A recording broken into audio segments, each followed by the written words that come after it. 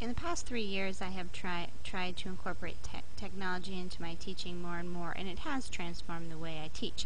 The problem is that it changes so rapidly that I really do rely on opportunities such as this grant has allowed me to broaden my understanding of technology and how it relates to my teaching.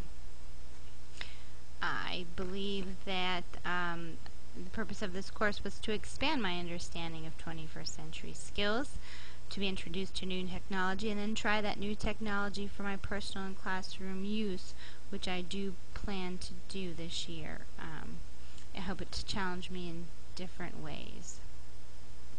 The other day, my 10-month-old daughter picked up my cell phone, and instead of putting it to her ear, she began to use her thumbs as if she were texting someone, and I think that really gives me a great understanding of how our children are born into this technology-driven environment, and as we learned, they are referred to as digital natives.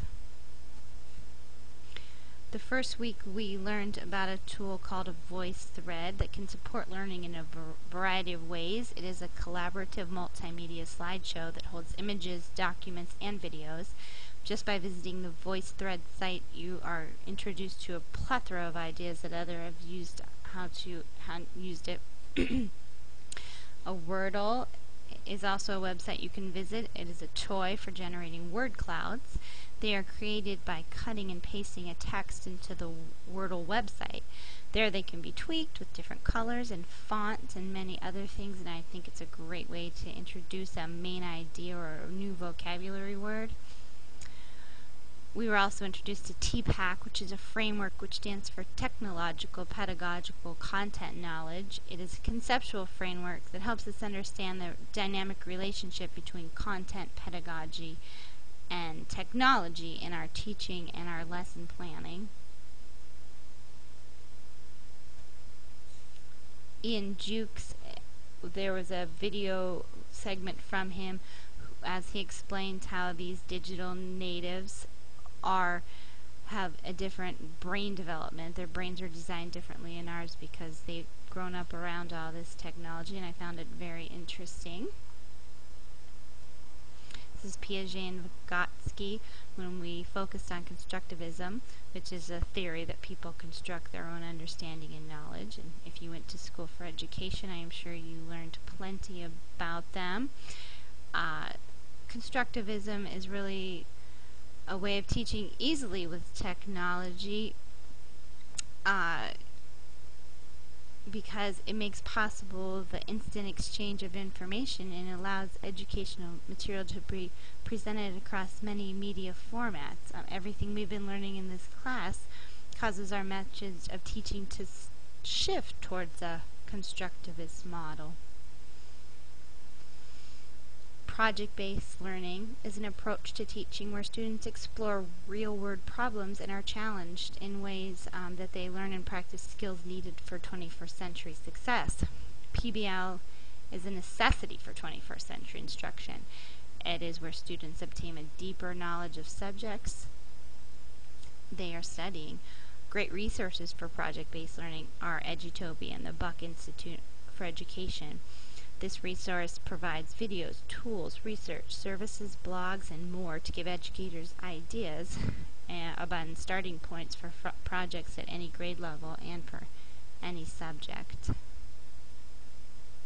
I love this image.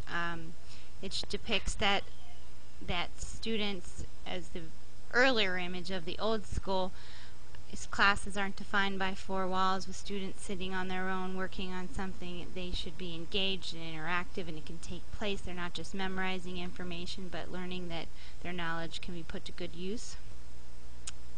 Web 2.0 are user-centered web applications that facilitate participation. It allows members of a class to interact and collaborate.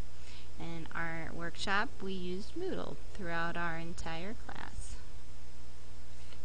A popular Web 2.0 is a web feed known as RSS, which has been dubbed really simple syndication, and it allows a subscriber to an RSS feed to automatically have access to frequently published and frequently updated material.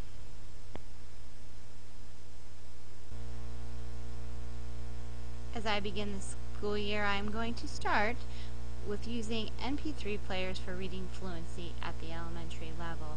My hope is that it will motivate students and their families to engage in shared reading more frequently, and I'll be able to also share in what they are doing.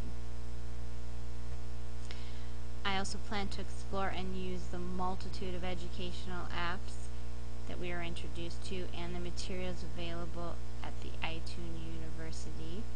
I just have to get my hands on an iPad faster than I had hoped to.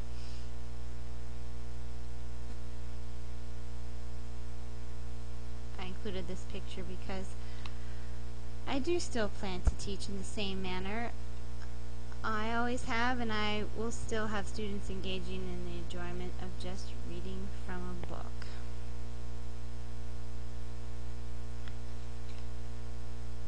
As a reading teacher, I still love the beauty of just being lost in a beautifully illustrated children's book and reading to them and asking questions and seeing what they get from the story, and which is also interactive, I believe.